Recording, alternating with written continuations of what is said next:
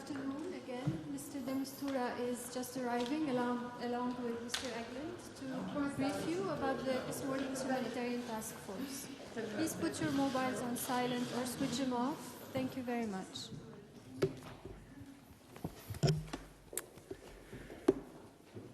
Good afternoon. First of all, let me say that I will be answering questions today, so my apologies for last time. I will be answering questions on all subjects. We had a very intense and long meeting, as you can see, on the humanitarian side, on the Humanitarian Task Force. There was a lot to be discussed, and I think Jan would be able to elaborate further on that, particularly because developments in various locations inside Syria at the moment. So let me first of all,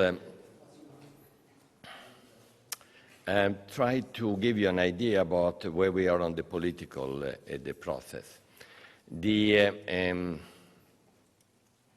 discussions, and you are aware of it, in this building, while we are talking and while we are meeting, are ongoing at a very senior military, security, and the diplomatic level between the Russian Federation officers at a very senior level and American officers and representatives. They are taking place since yesterday, and they are ongoing until probably Friday or Saturday morning. They are important. They are the follow-up to what John Kerry and Sergei Lavrov indicated to all of you late on Friday, as you remember, after their own meeting. And they are important in the sense that they are part of this ongoing, we wish all would have been faster discussions between Russians and Americans on the follow-up on what was the so-called understanding which took place in Moscow between Sergei Lavrov, President Putin, and John Kerry on a major initiative on how to bring a renewed and solid momentum to the cessation of hostilities. So, in that context, I think we should be wishing them good luck and hard work. We are supporting those discussions because we are very keen, as you can imagine, in ensuring that type of cessation of hostilities being renewed. Everything else is marginal comparing to that because even aid is being stopped or not reaching places because the intensified fighting. Eyes probably are also going to be very much focused on what may be happening at the G20 meeting in Beijing, which is just next Sunday. So we are all connected on that. So taking into account what would be the outcome of what I just mentioned to you, we are, and I can confirm to you, and there are some indications that you must have been seeing, planning to indicate a quite clear political initiative during the week preceding the General Assembly. That's the right time to do it because the next real appointment is going to be the 21st of September, when in the UN, New Zealand has already, as chairman of the Security Council, indicating its intention, and the Secretary General will be attending and present there for a high-level meeting on Syria. So that's the target date for making sure that everyone is actively involved in producing some positive outcome on this conflict. Regarding Aleppo, the 48-hour pause, the UN, the position is as indicated by me on the 27th of August, and the message still stands. We are ready, we said it today, and we are ready to move anytime as possibly indicated through the various sides. But Jan may want to indicate more about it. Regarding other subjects, I just want to raise one thing. I hope that the Guardian will be generous enough and kind enough to actually publish on its own pages and hopefully on front pages, and with equal relevance, the request that Stephen O'Brien has made for a reply to what is considered a very unfair analysis without the opportunity for the UN staff in Damascus, who are risking their lives and elsewhere, to actually present their position. So I hope that will be happening. That's an appeal to the Guardian on behalf of all of us. Thank you. And then questions, of course. Yes. Yeah. Today is the 1st of September, so this was a stock-taking meeting in many ways. What did we achieve in August? And we only were able to reach 3 of the 18 besieged areas in August. Deir ez-Zor by airdrops, and then Al-Wer with 2 convoys, and East Harasta with 1. It's around 1/3, a little bit less than the population in the besieged areas. We also were expecting today to get an answer back from the government on our request to reach 1.2 million people in September, which we are able and willing to reach, including in all of the population and all of the besieged areas in the course of September. It's 1st of September, and we haven't even got an answer back yet on that. Probably the largest humanitarian operation on earth is available in and around Syria for the population. There are many trucks moving every single day to the areas where we have access. 590 trucks cross-border, 590 trucks cross-border in the course of August. Even more through the operation in the areas that can be reached from Damascus and other areas inside Syria. But we're prevented from going to most of the besieged areas, and it is heartbreaking. And no place was more heartbreaking than the fate of the people of Daraya that gave up in this last week after 4 years of being besieged and only having been reached with 1 single convoy, in spite of the weekly requests by UN and other partners for 4 years to reach the population of Daraya. We were not part of the agreement. A report was, however, given to the Humanitarian Task Force by our colleagues who were asked to come to Daraya by the people in the community there after the deal was made and as they had been told to leave Daraya. Our colleagues were able to see that one group got to collective centers in the Damascus areas. We've been able to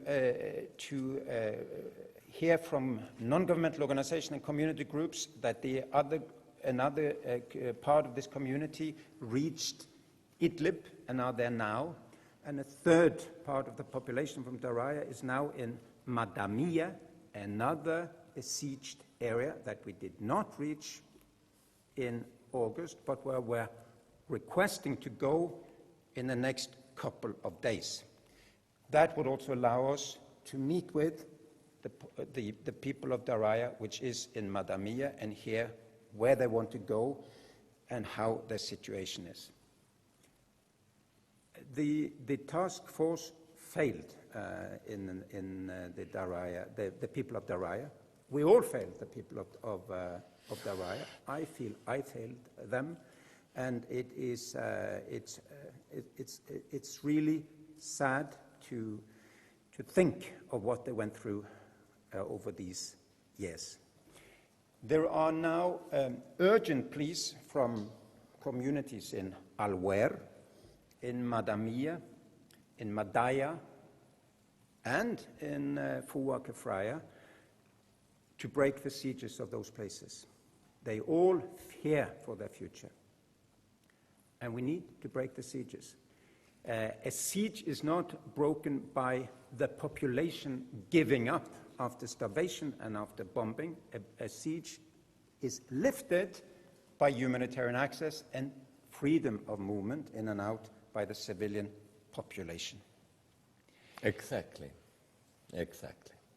And that was the commitment of the members of the Humanitarian Task Force. They were selected to sit on this because they signaled that they had influence on the ground. They were interested in what happened on the ground, and they had signals on the ground. What we said today was that, with all respect, their influence and their effectiveness to help us, a courageous humanitarian work on the ground, has diminished in recent weeks. What was a consensus is that September must be better. It can be better, should be better. Aleppo is one of the areas where we are ready to go immediately when there is a 48-hour pause. We're still negotiating the access road and the modalities of this, including with the armed opposition groups.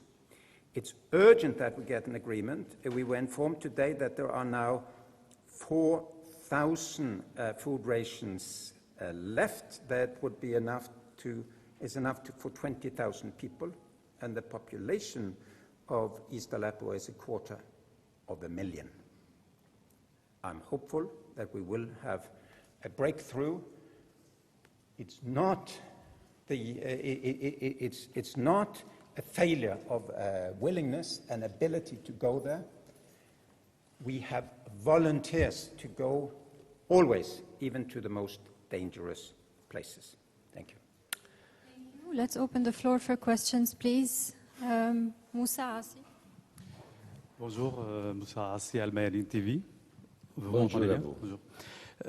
Concernant les réunions entre Américains et Russes, vous suivez bien sûr, et surtout la situation de l'arrêt de 48 heures. Est-ce qu'à ce stade des négociations, vous croyez qu'il y a un avancement? Est-ce qu'on va aboutir à quelque chose ce week-end, selon votre vision? Deuxièmement, vous êtes accusé, ou bien le Bureau des Nations Unies est accusé à Damas aujourd'hui par certains groupes de l'opposition des affaires de corruption avec le régime. Quel est votre point de vue? Merci. Très bien. Et sur le premier point et la question que vous avez posée, la réponse est que les discussions actuelles qui ont lieu entre Américains et Russes à un niveau très haut et très opérationnel vont bien au-delà de la trêve des 48 heures. La pause des 48 heures était prévue, demandée par l'ONU, pour donner du temps à la population pour qu'il y ait une trêve beaucoup plus efficace qui va bien au-delà d'Alep. La preuve, c'est Daraya. Donc, je m'attends, j'espère, et on aide pour que ces négociations et discussions qui ont duré trop longtemps puissent aboutir. Le temps est court parce qu'on arrive au 21 de septembre, il y a le G20 dimanche, il y a la population qui attend, donc la pression est forte. Sur la question des accusations, je dois vous dire, et de ce que j'ai dit avant, et je pense que ce sont des accusations tout à fait injustes. Et je donne la possibilité, évidemment, à Stephen O'Brien de pouvoir répondre parce qu'il a tous les données pour le faire. Je vous donne deux exemples. Est-ce que ceux qui font des accusations pensent qu'on est sur la Lune ou on est dans une zone de guerre? Est-ce qu'ils se rendent compte que nos collègues qui sont là sont obligés à traiter avec ceux qui sont sur la place? Il y a 10 000 camions qui sont passés de l'autre côté contre la volonté du gouvernement, et je suis sûr que les gens qui contrôlent ces zones ont quand même aussi voulu qu'on passe à travers certains groupes à eux certains camions à eux. C'est malheureusement la réalité en Somalie, au Soudan, en Afghanistan, en Irak, partout.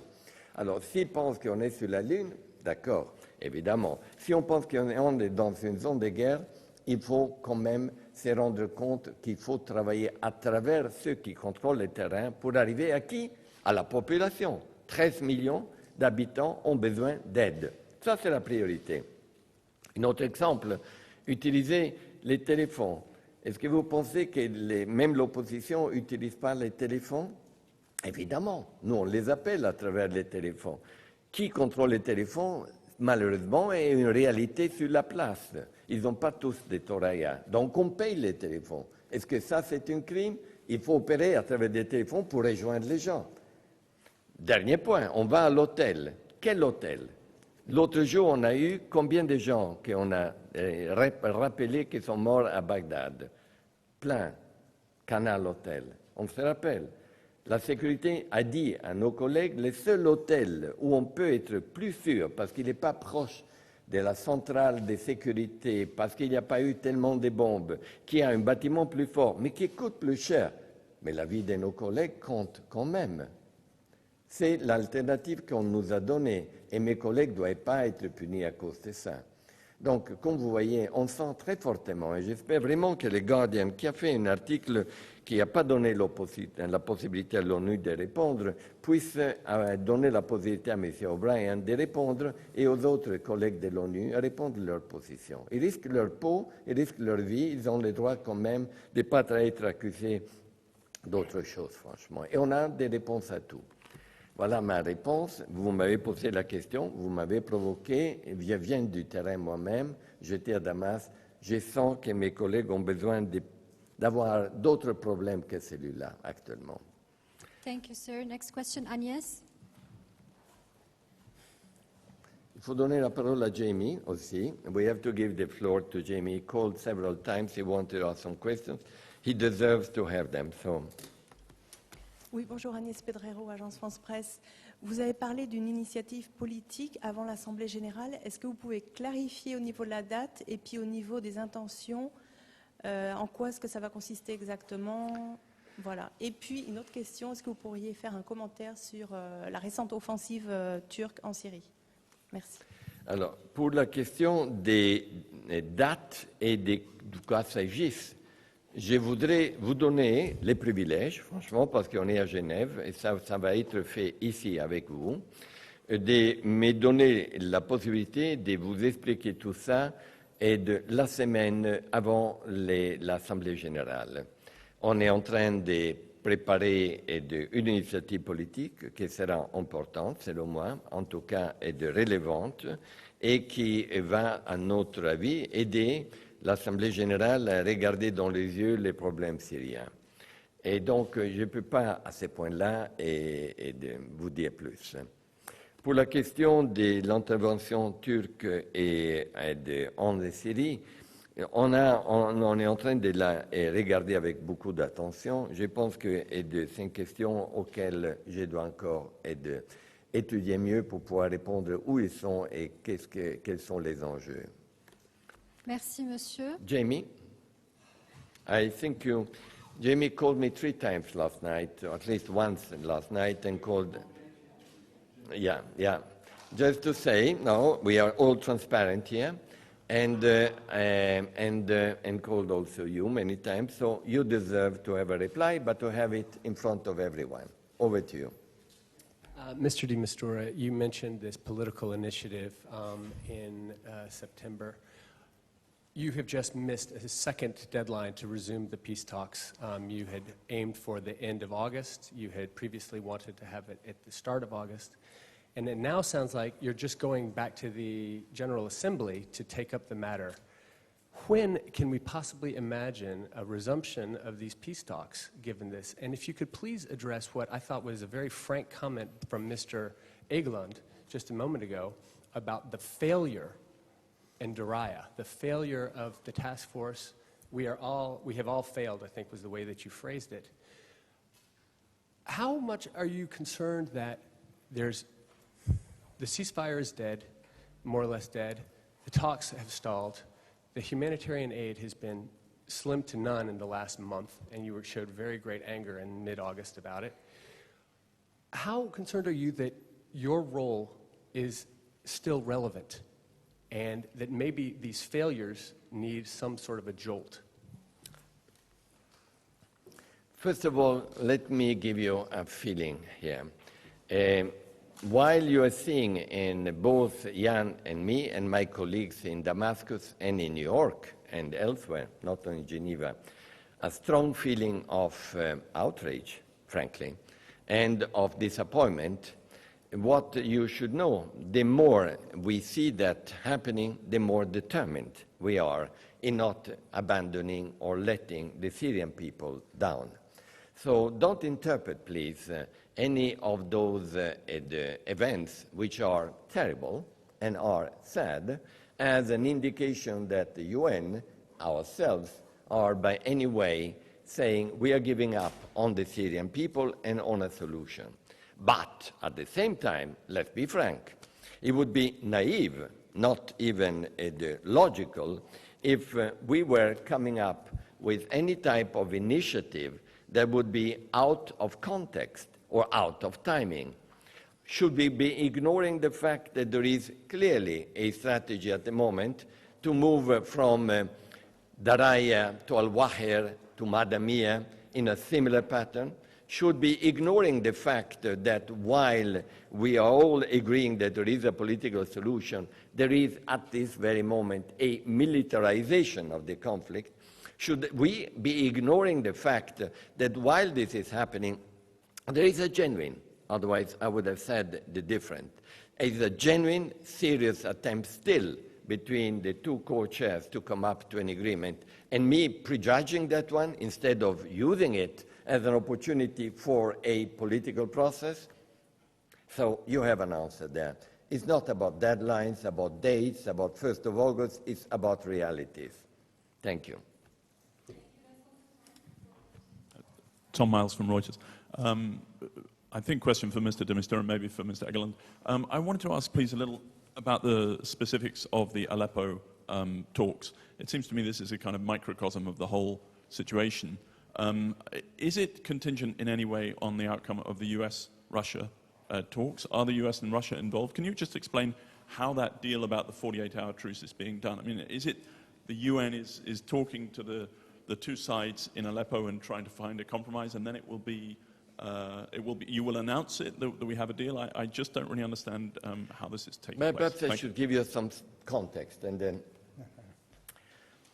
I was just referring to it at the HTF. Context.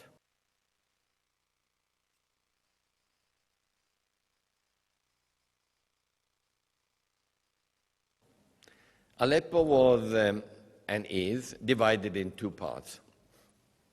To a certain degree, those two parts were in a static environment, still with a lot of unfortunate events, barrel bombs, hospitals being hit, you know the story, and on the other side, what they call canisters hitting people. So there was ongoing, but in a rather static environment.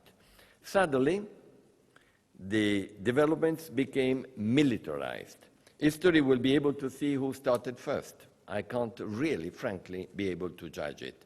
But there was a acceleration of the military events. And the outcome of it was the closing down of the Castello Road. Castello Road was the lifeline for Eastern Aleppo. We always knew it. We always spoke about it. So the next step was that both the Russians and Americans were discussing, and still are, on a broader cessation of hostilities type of context. But the UN, who is expected and does care about the people, said, while you're all discussing about the broader cessation of hostilities and why military activities on one side or the other, attack, counterattack, you know it, people should be getting aid, and particularly those in Eastern Aleppo, because the road has been cut off. That's when the UN said, as an interim arrangement, we are saying, can we not at least, during this very unpleasant militarization events of Aleppo, give a chance 2 days out of 7 to be able to have a pause for UN humanitarian assistance to the people. So at least 2 days. The other days, unfortunately, the conflict would be continuing. That's when we expected the Russians to say yes, and you remember they did after having proposed first 3 hours, and we were expecting the opposition and the other side to say yes, so that our colleagues could be actually moving on tracks safely. They need both sides. That's when the thing got complicated, and I don't need to elaborate further. That doesn't mean that it's closed. Now, how Tom, you were actually referring how this is linked to the overall American-Russian discussions. It is linked because Aleppo became a matter of lack of trust, additional lack of trust between the two sides in view of the sudden militarization of it. But it's not the whole picture. The picture of the discussion between Sergei Lavrov and John Kerry is about a much more important and larger type of cessation of hostilities. And that's why, in a way, Aleppo needs to be seen in its context and not as the main issue being discussed at the moment between Russians and Americans. Yeah, can we give a chance to Jan to explain a little bit more about Aleppo? Well, it's the general issue of really, I've asked myself many times, is it worth it, this work? You would feel that we're making so little progress. The reason I continue is that the only way we have to unlock these bars between us and women and children and these places is that we get the men in suit and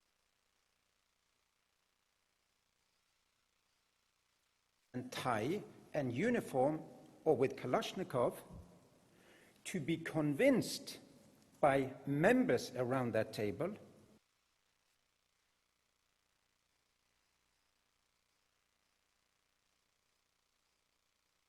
that they need to unlock the door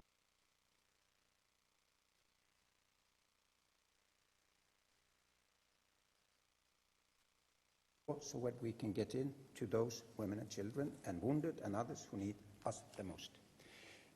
We are routinely blocked, and if I, as an unarmed humanitarian worker, I cannot unlock that door.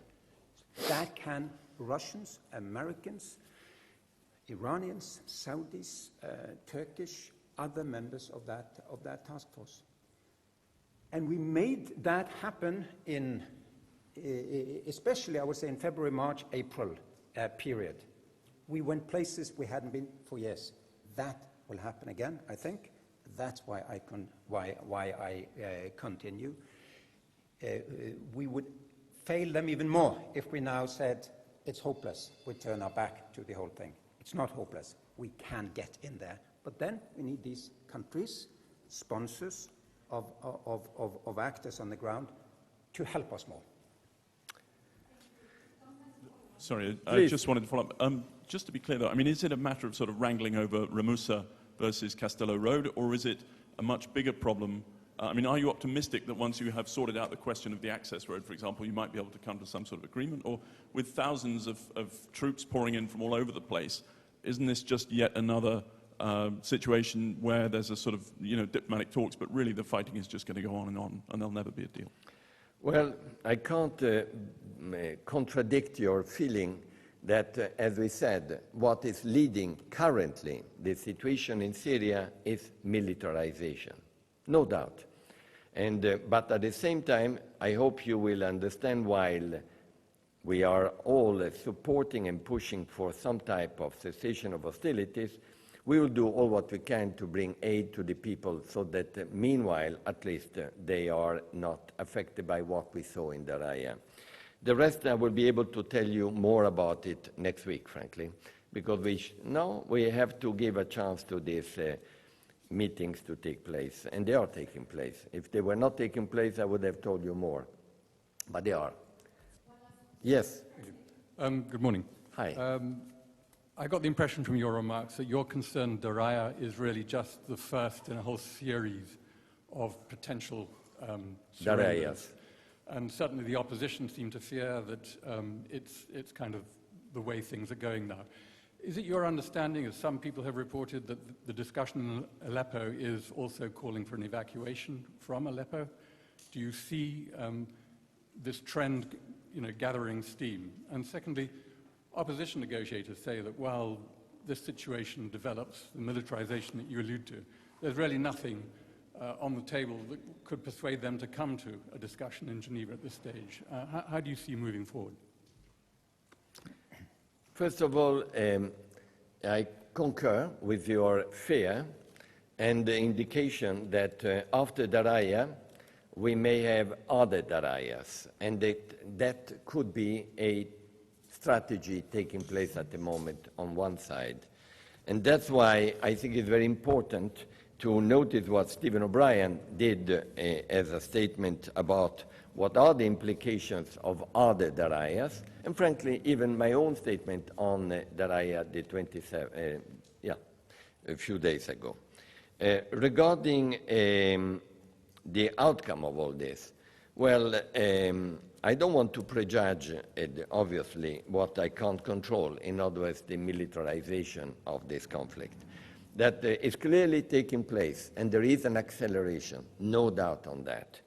But I do maintain the fact, and I think many others concur, whatever is the militarization of the conflict, and whatever are this Daraya or the next Darayas, God forbid, we will not have a solution to this conflict unless there is a genuine political process.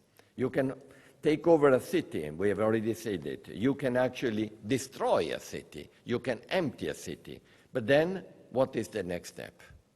That's why I'm still quite hopeful that all this has a logic why the Russian and the American sides are still discussing intensely, and why a UN proposal for political talks, in spite of this, particularly if we do have some original ideas, may still be quite an indication of in what road we can go. Militarization will lead no way. It will lead to Pyrrhic victories and no end of the conflict. Evacuations, if you call evacuation, no, for Aleppo, I've not heard about any discussion, and there is no discussion on it. If I may, I would be more concerned actually with the situation now in Al-Waer, in Madaya, yes, where there is a meningitis outbreak, and where we were going to evacuate people today, and we couldn't because of fighting and medical evacuation. Medical evacuation. Not the total people. But of course, if there are epidemics, when we hear about severe malnutrition in Madaya, it just shows that the situation becomes unbearable in many of these places, and the indiscriminate attacks on some of these smaller places make them very vulnerable. But no, Eastern Aleppo is 250,000 people. I have not heard anyone talk about evacuation of that. If Daraya was a shock, Al-Waher is 75,000 people. Okay, just to give an idea. Anyway, thank you very much. Thank you. Ladies and gentlemen. Thank you.